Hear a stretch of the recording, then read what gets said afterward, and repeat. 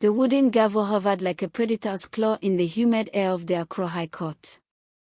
Justice Mensah's arm was steady, his voice a low rumble that echoed off the peeling walls of the colonial era building. Kwame Osei, he intoned, the words slicing through the tension like a machete through cocoa leaves. You stand accused of the murder of your wife, Akosua Mensah. The evidence points to premeditation. Have you any final words? Kwame, tall and broad-shouldered even in chains, lifted his head. His tailored suit hung loose now, a shadow of the billionaire cocoa magnate he once was. His face, etched with grief, bore the weight of a man who had lost everything, his wife, his freedom, and the wide-eyed trust of his young son. Kofi Jr. Tears welled in his dark eyes, but he said nothing. The gallery, farmers from the nearby Ashanti villages, journalists from Kumasi, and Kwame's distant relatives, held its collective breath. Outside, the Hammertown wind whispered through the baobab trees, carrying the distant hum of tiao troughs and market cars. Then, a crash. The heavy courtroom doors burst open, slamming against the walls with a force that rattled the benches. Every neck craned. A gaunt man in a threadbare Kent cloth wrapper stumbled in, his feet bare and caked with red earth from the village paths. His dreadlocks were matted, his skin weathered like old leather. Dust swirled around him as if he'd sprinted from the outskirts of the village. Don't kill him. He's innocent, the man bellowed, his voice raw and cracking like dry palm fronds. Gasps rippled through the room like a sudden rain on parched soil. The court clerk fumbled his ledger, ink splattering the page. An elderly woman in the back row clutched her prayer beads, murmuring an Ashanti invocation. Justice Mensah's gavel froze midair. He blinked, his stern face cracking with surprise, and slowly lowered his arm. The intruder clutched a battered Nokia phone, its screen fractured like a spider web, held together by a strip of cloth.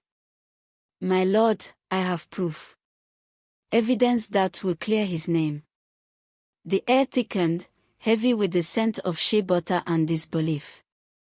Justice Mensah leaned forward, his robes rustling. Who are you, and why should this court indulge a madman from the streets? The man straightened, swallowing hard. I am Kofi Atta, my lord. A nobody.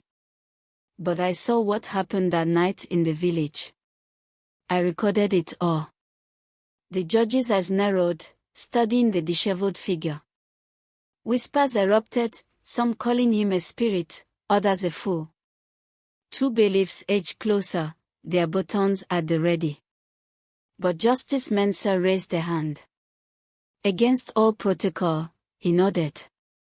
Speak, then. But know this, lies in my court carry the weight of the ancestors. Kofi Atta kept his gaze locked on the judge, his voice trembling yet resolute.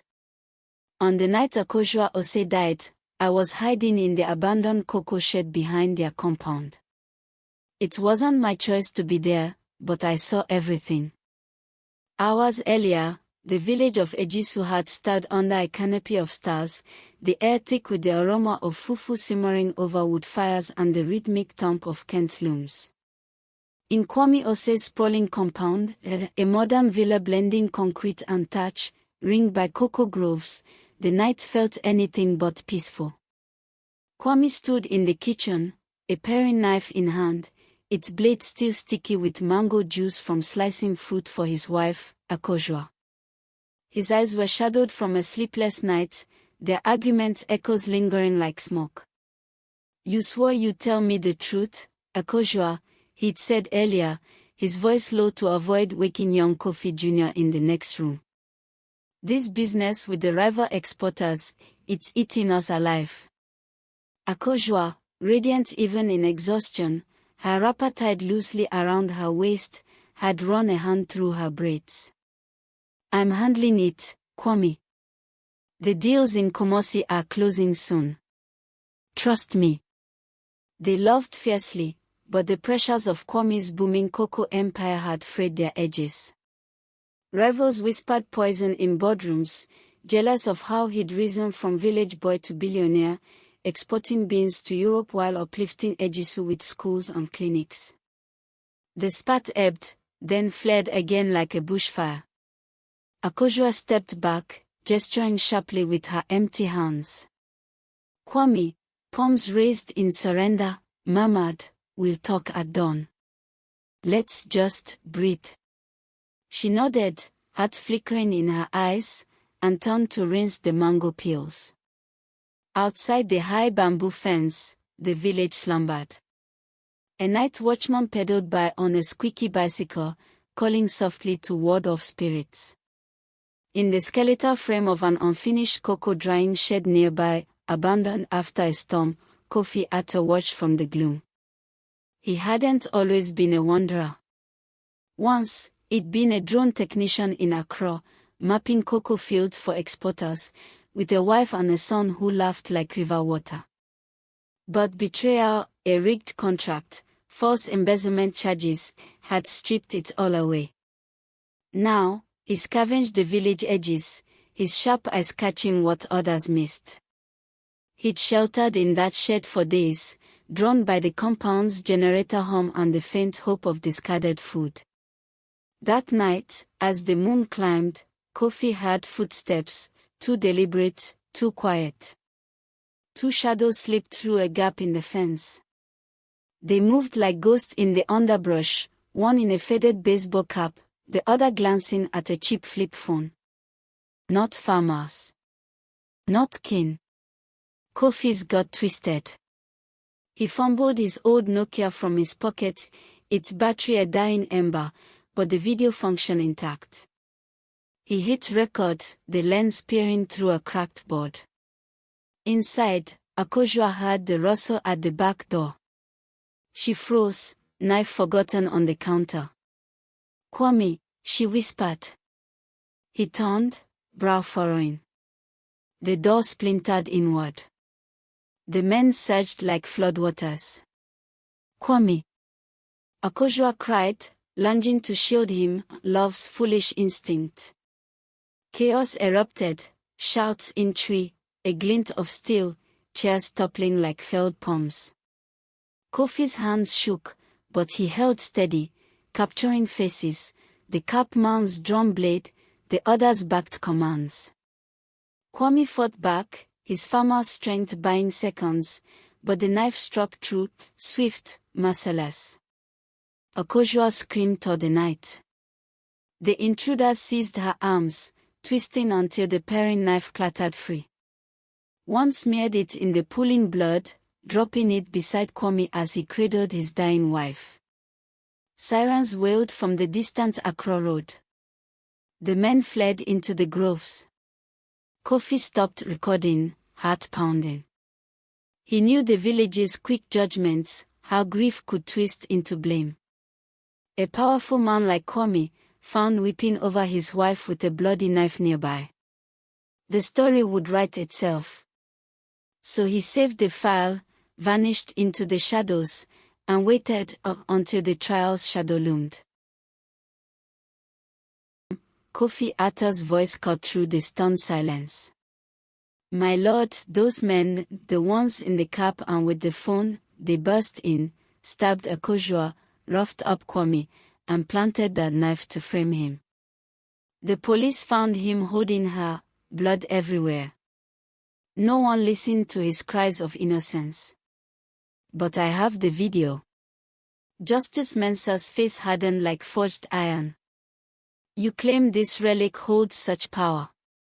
Kofi raised the phone, its cracked screen glowing faintly. The clerk approached warily, as if it might bite, and conferred with the tech aide. A tangled charging cable snaked across the floor, a laptop hummed to life.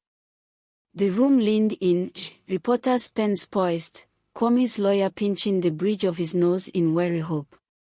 Kwame gripped the dock's edge, his knuckles like cocoa pods, tears carving paths down his cheeks. For the first time since his arrest, a spark of dawn pierced his despair.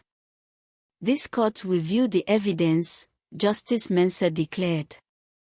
The projector flickered, casting ghostly light on the walls. The video began, shaky beams of the shed, moonlight filtering through leaves, the compound's back door in frame. A hush fell, broken only by the ceiling fan's lazy whir.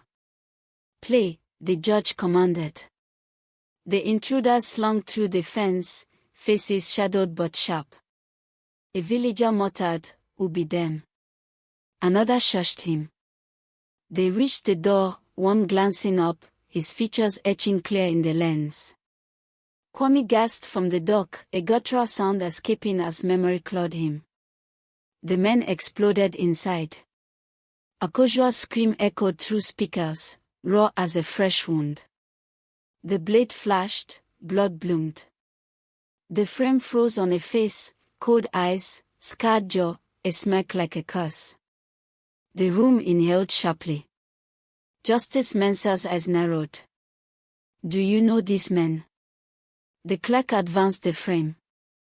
"My lord, it looks like Kobina Boten and your Mensah from the rival groves in Komosi." Chaos bloomed, shouts of abominations, and justice for Akojoa. Kwame's in-laws, who had spat accusations from the gallery, shrank back, shame reddening their faces. The judge banged his gavel, thwack, thwack, like thunder over the voter. "Order! This changes the soil beneath our feet." A bailiff rushed in with a note. The judge scanned it, his expression shifting. "Proceed with the full recording. But mark this, if true, you have honored the ancestors, Ata. If false." The threat hung unspoken. The video resumed, the courtroom a tomb.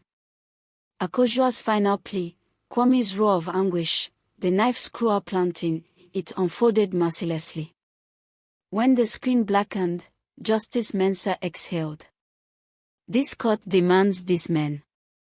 And answers.